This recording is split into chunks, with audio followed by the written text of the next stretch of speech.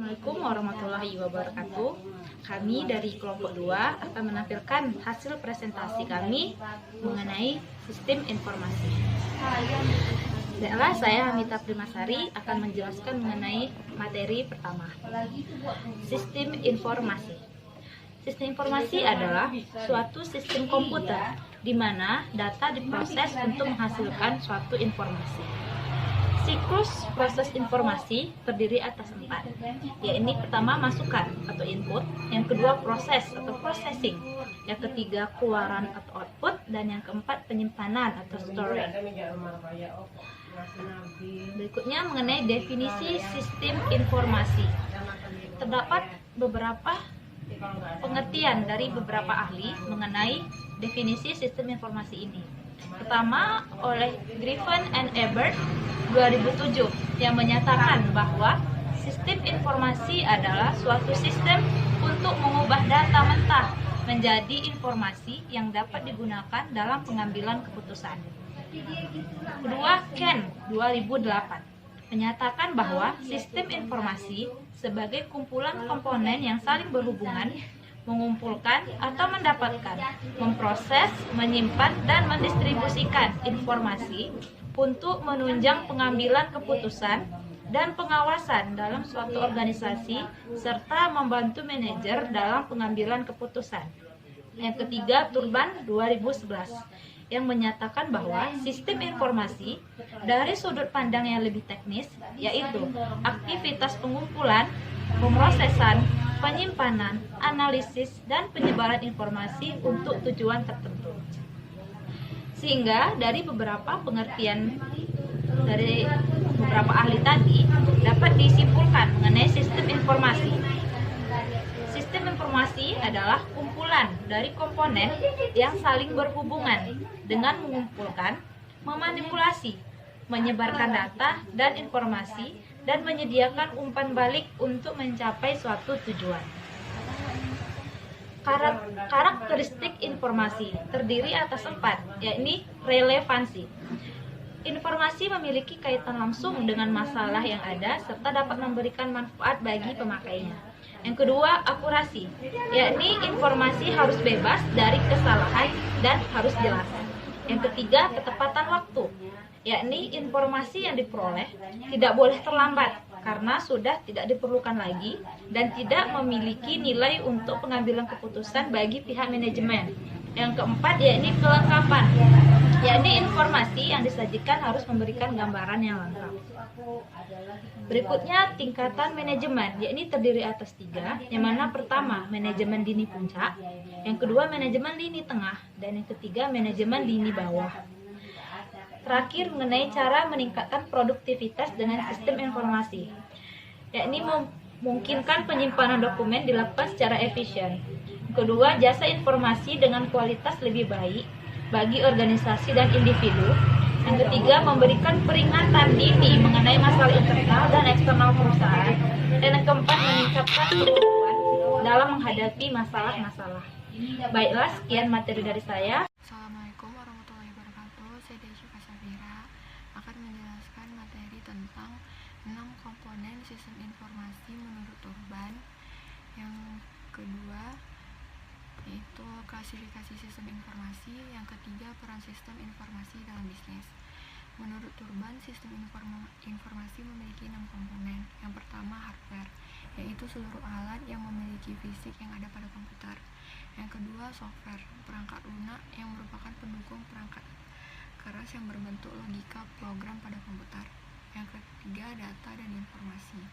Yang keempat, ada jaringan, yaitu merupakan sistem komunikasi yang menghubungkan perangkat keras. Yang kelima, yaitu prosedur, yaitu serangkaian instruksi bagaimana mengkombinasikan perangkat keras. Yang keenam, yaitu penghubung pengguna, yaitu dimaknai sebagai manusia yang berhubungan dengan penggunaan komputer dan memanfaatkan keluaran yang dihasilkan komputer. Sistem informasi juga terbagi dari berbagai aspek, yaitu yang pertama berdasarkan tingkatan organisasi, yaitu sistem informasi departemen, yang kedua sistem informasi perusahaan, dan yang ketiga sistem informasi yang terorganisasi. Ada juga sistem informasi dalam suatu organisasi. Yang pertama itu sistem informasi pribadi, yang kedua sistem informasi kelompok kerja, yang ketiga sistem informasi perusahaan. Yang ketiga yaitu sistem informasi berdasarkan fungsinya. Yang pertama sistem informasi manufaktur, yang kedua sistem informasi pemasaran, yang ketiga sistem informasi keuangan, yang keempat sistem informasi sumber daya manusia. Peranan sistem informasi dalam bisnis yaitu dibuat dengan baik untuk dapat meningkatkan efisiensi dan produktivitas kerja dengan menghilangkan kegiatan-kegiatan yang tidak perlu agar dapat meningkatkan pelayanan kepada pelanggan, melakukan koordinasi di setiap bagian yang ada dalam perusahaan, serta meningkatkan kualitas manajemen. Sekian yang bisa saya sampaikan. Terima kasih, mohon maaf jika ada salah. Assalamualaikum warahmatullahi wabarakatuh. Assalamualaikum warahmatullahi wabarakatuh. Saya Elva Suryani dari kelompok 2 akan membahas manfaat sistem informasi dalam perusahaan. Adapun manfaat sistem informasi bagi perusahaan adalah sebagai berikut, yaitu 1. Dapat meningkatkan efisiensi operasional, yaitu sistem informasi dapat menekan biaya operasional menjadi lebih efisien sehingga perusahaan dapat menghasilkan produk atau jasa yang lebih murah. 2. Dapat memperkenalkan inovasi dalam bisnis. Suatu perusahaan menerapkan sistem informasi strategis dengan membangun hubungan perusahaan dengan pelanggan dan pemasok. 3. Dapat mengembangkan sumber-sumber informasi strategis. Sistem informasi tidak hanya memproses transaksi, menyediakan informasi untuk pengambilan keputusan bagi pihak manajemen. Mengapa kita perlu mempelajari sistem informasi? Adapun beberapa keharusan untuk mempelajari sistem informasi yang berbasis komputer ada 2 alasan, yaitu 1. Adanya kenyataan bahwa industri teknologi informasi yang terdiri atas industri komputer dan industri terkait lainnya, di mana sistem informasi merupakan industri komersial dunia yang paling bernilai. 2.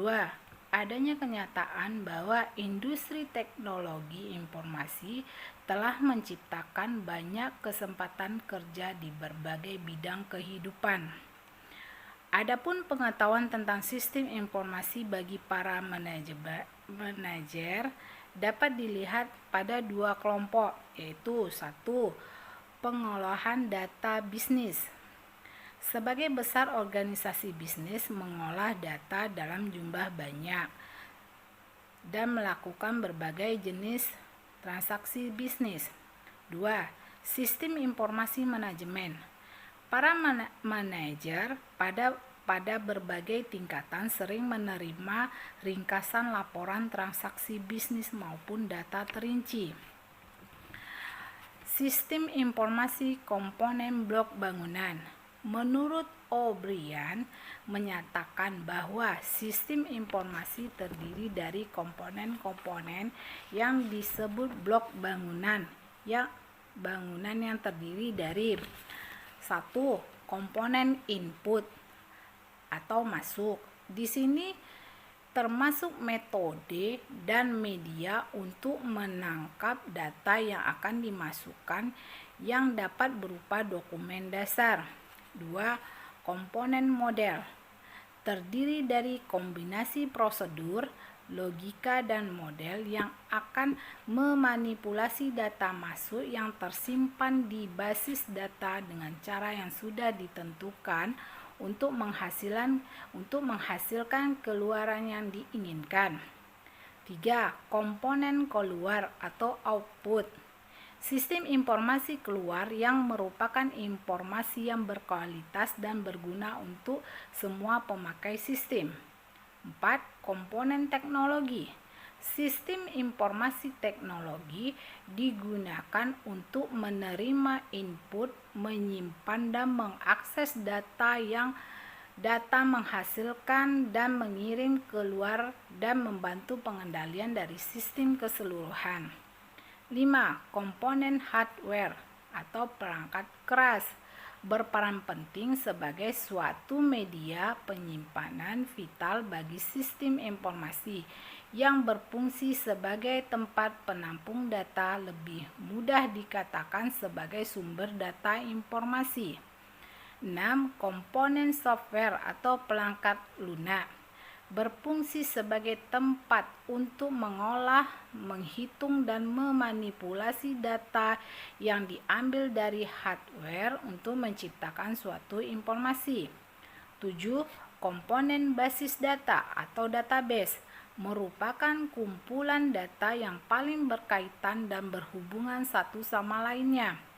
8. Komponen kontrol sebagai alat kontrol apabila terjadi sesuatu hal seperti bencana alam, kebakaran, atau kecurangan-kecurangan di dalam sistem itu dan kegagalan di dalam sistem itu sendiri.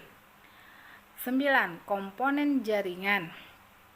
Komponen jaringan adalah untuk menghubungkan komputer perangkat keras dalam sebuah kesatuan.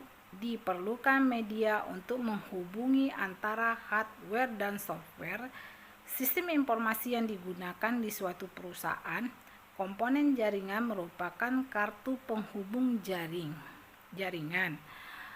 Demikianlah presentasi saya hari ini. Wassalamualaikum warahmatullahi wabarakatuh. Assalamualaikum warahmatullahi wabarakatuh. Saya Ferry Andri akan menjelaskan tentang bab 4, kebutuhan informasi bagi manajemen.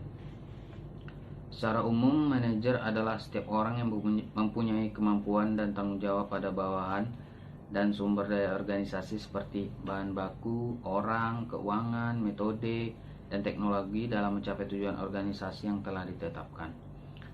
Manajemen dapat digunakan pada berbagai organisasi apapun, baik organisasi politik, perusahaan, rumah sakit, sekolah, pemerintah, dan lain sebagainya. Ada berbagai bentuk manajer dengan tugas dan tanggung jawab yang berbeda-beda. Selanjutnya, ciri lain dari manajer adalah berorientasi pada manusia, di mana mereka biasanya memilih berinteraksi dengan manusia daripada dengan mesin, dan menyelesaikan tugasnya melalui orang lain.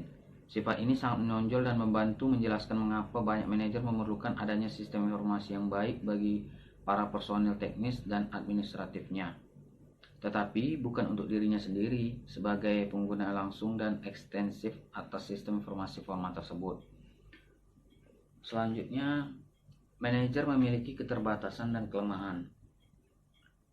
Menyadari adanya kelemahan dalam pemrosesan informasi, manajer menginginkan adanya kehandalan informasi yang diterimanya dari manajer lain dengan cara melakukan pemeriksaan ganda atau double checking terhadap informasi jenis yang berasal dari sumber lain.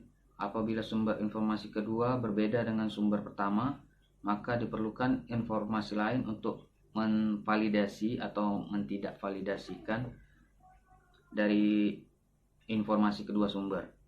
Manajer tertentu biasanya menentukan catatan dari track record tentang sumber informasi yang dapat diandalkan atau tidak. Atas dasar itu, mereka melakukan konsultasi lebih sering atau dapat terjadi yang malah sebaliknya.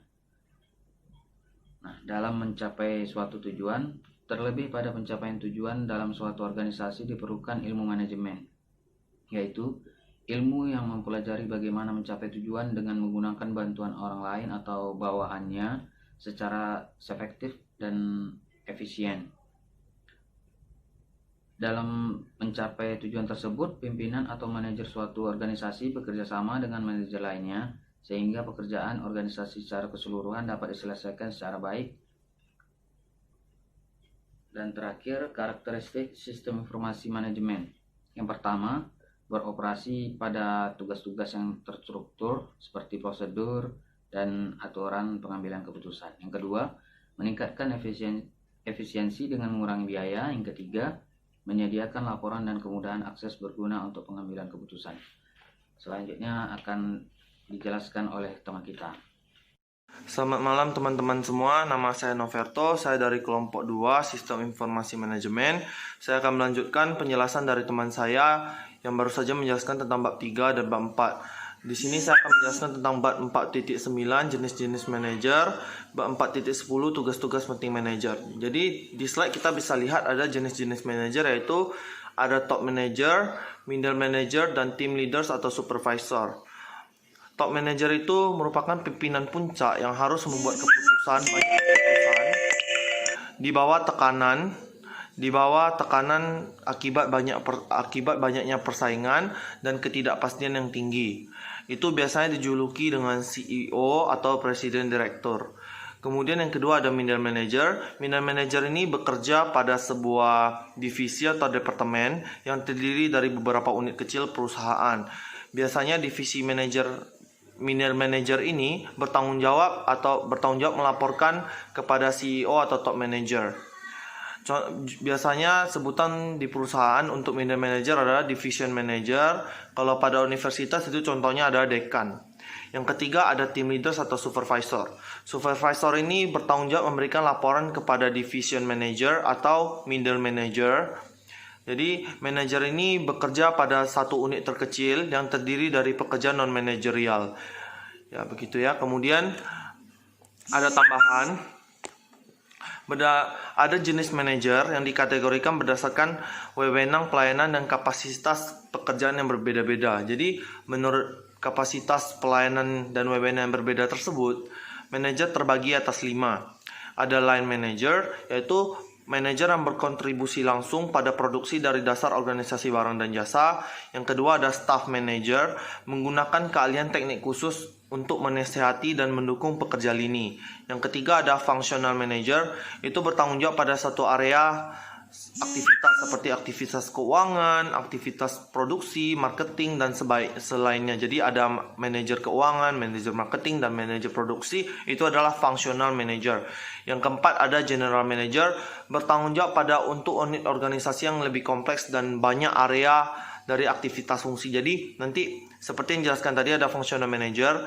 Jadi ada manajer yang bertanggung jawab atas keuangan, marketing, produksi. Nanti di atasnya ini ada general manager. Jadi semua divisi-divisi manajer ini harus bertanggung jawab kepada general manager.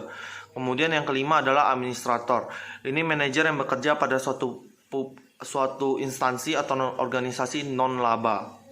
Kemudian kita masuk ke bab 4.10 tugas-tugas penting manajer. Di sini kita bisa lihat di slide ada 9 sebenarnya. Cuma yang pertama itu adalah manajer bekerja untuk orang lain.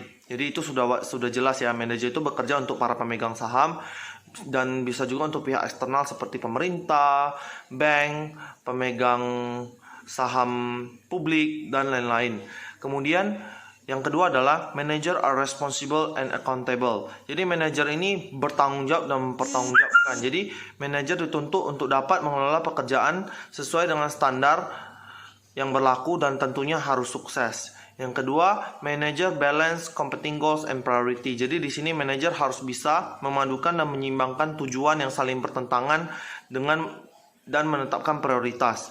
Yang ketiga, manager must think analytically and conceptually. Jadi di sini manajer dituntut untuk dapat melihat tugas secara abstrak dan menyeluruh.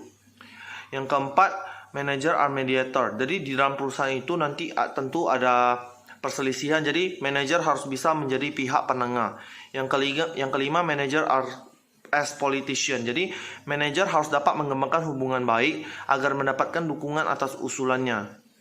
Yang keenam, manager are diplomats. Jadi manajer ini berperan sebagai wakil dari kelompok kerjanya. Jadi selain itu, manajer juga harus bisa mewakili suatu perusahaan atau organisasi di mana tempat ia bekerja untuk dapat berkomunikasi atau berhubungan dengan instansi pemerintah, kontraktor, dan segala macam instansi luar lainnya.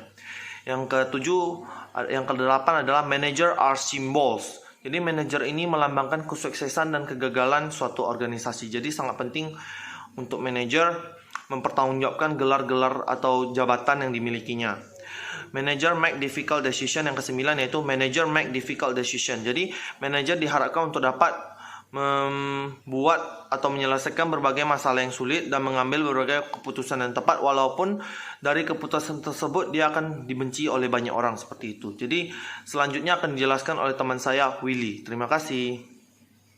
Berikutnya saya akan membahas tentang kegiatan manajer, peran-peran manajer, dan jenis keputusan manajemen dan kebutuhan informasi. Oke, kita langsung saja. Yang pertama, kegiatan manajer. Kegiatan manajer sendiri terbagi atas 4. Yang pertama, kegiatan interaksional. Yang kedua, kegiatan administrasi. Yang ketiga, kegiatan teknis. Dan yang keempat, kegiatan pribadi. Yang pertama, kegiatan interaksional ya. Kegiatan interaksional ini terdiri atas 3. Yang pertama, kegiatan antar pribadi. Yang kedua, peranan informasional. Dan yang ketiga, peranan pembuat keputusan. Jadi dalam kegiatan interaksional ini, tentu seorang manajer sebagai peran antar pribadi, dia harus mampu berinteraksi antara satu orang dengan yang lainnya. Dan peran informasional, dia mampu memberikan informasi secara luas, baik kepada atasan maupun bawahannya. Dan yang ketiga adalah peran pembuat keputusan. Jadi adanya suatu permasalahan dalam perusahaan, seorang manajer harus mampu membuat keputusan apa yang harus dilakukan atau apa sebaiknya tindakan yang akan dilakukan oleh perusahaan. Yang kedua adalah kegiatan administrasi. Kegiatan administrasi ini terdiri atas 4. Yang pertama, proses kertas kerja, penyiapan dan administrasi anggaran. Yang ketiga, monitoring kebijakan dan prosedur. Yang keempat, pemeliharaan stabilitas operasi. Lalu berikutnya, yang ketiga adalah yang namanya kegiatan teknis dalam kegiatan manajer. Kegiatan teknis itu seperti apa? Yang kegiatan teknis sendiri terbagi atas 3. Yang pertama, pekerjaan dengan peralatan-peralatan. Yang kedua, pemecahan masalah teknis. Dan yang ketiga, pelaksanaan fungsi-fungsi teknis. Lalu yang keempat, ada yang namanya kegiatan pribadi. Jadi dalam kegiatan pribadi ini, seorang manajer itu harus mampu melakukan pengaturan waktu. Dalam pengaturan waktu tentu dia harus mampu mengatur waktu secara efisien agar semua kegiatan atau semua elemen yang ada di dalam perusahaan mampu berjalan sesuai dengan konteks, sesuai dengan waktu, sesuai dengan aturan yang ditetapkan. Lalu yang ketiga adalah keterlibatan dengan kehidupannya sendiri. Mungkin keterlibatan dalam kehidupannya sendiri ini adalah di mana seorang manajer selain dia mampu memimpin perusahaan, dia juga harus mampu memimpin dirinya sendiri atau mengendalikan dirinya sendiri. Berikutnya, bagian kedua, peranan-peranan manajer. Peranan-peranan manajer ini terdiri dari 3. Yang pertama, impersonal roles. Jadi, seorang manajer itu harus mampu mengimpersonalkan dirinya. Lalu yang kedua, information roles. Yang ketiga, decision making roles. Jadi dalam impersonal roles ini, ada yang pertama namanya figurehead. Jadi figurehead ini adalah seorang pemimpin, dia itu harus mampu menjadi figur dalam suatu perusahaan. Lalu ada yang namanya leader. Dia juga harus mampu tentunya selain menjadi figur, dia juga harus mampu menjadi pemimpin. Baru ada yang namanya liaison, itu penghubung.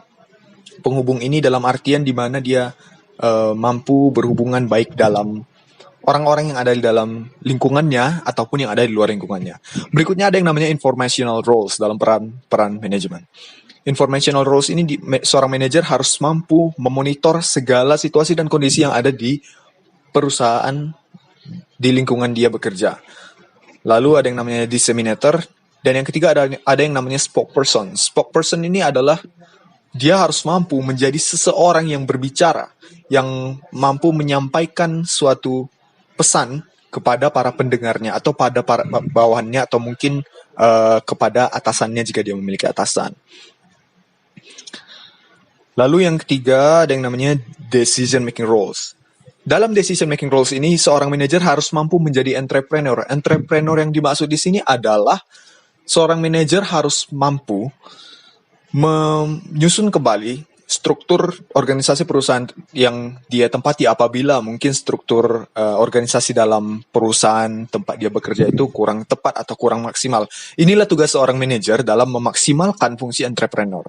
Yang kedua, dalam decision making roles ini ada yang namanya disturbance handler. Disturbance handler dan resources allocator ini kurang lebih sebagai orang yang mampu memberikan penanggulangan solusi bagaimana.